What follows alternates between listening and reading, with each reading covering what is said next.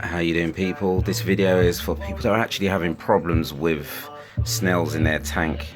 Now, I've got two tanks. I previously had a white spot problem, and it says do not put in a tank if you have snails. Obviously it will kill snails as well as the white spot. Unbelievably, the snails in my tank survived. The white spot was eradicated, brilliant, but as you can see, the snails survived.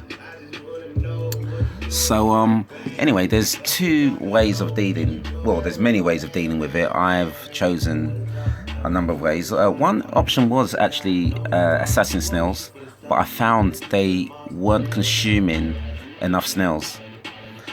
The rate these snails breed is just, it's an alarming rate, so I needed something that was a lot more effective. So for my small tank, I've lowered and anchored a piece of cucumber down to the bottom, and within an hour the snails are attracted to it. Now they come out more at night time, but as you can see, it's very effective still.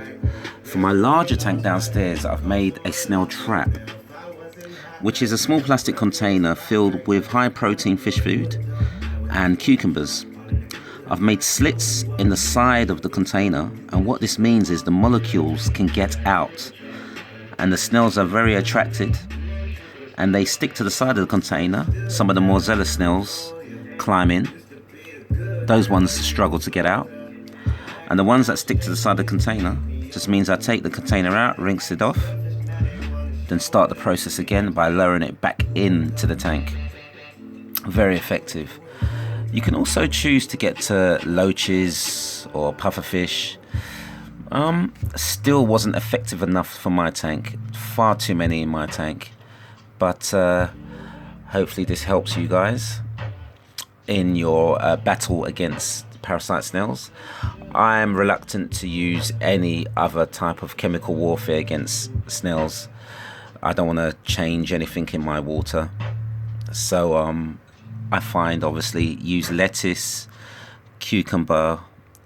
You can either try lowering your food for the fish, as in feed them just enough so there's no food left over for the snails to breed on or feed on. As I say, I hope this helps with your problem.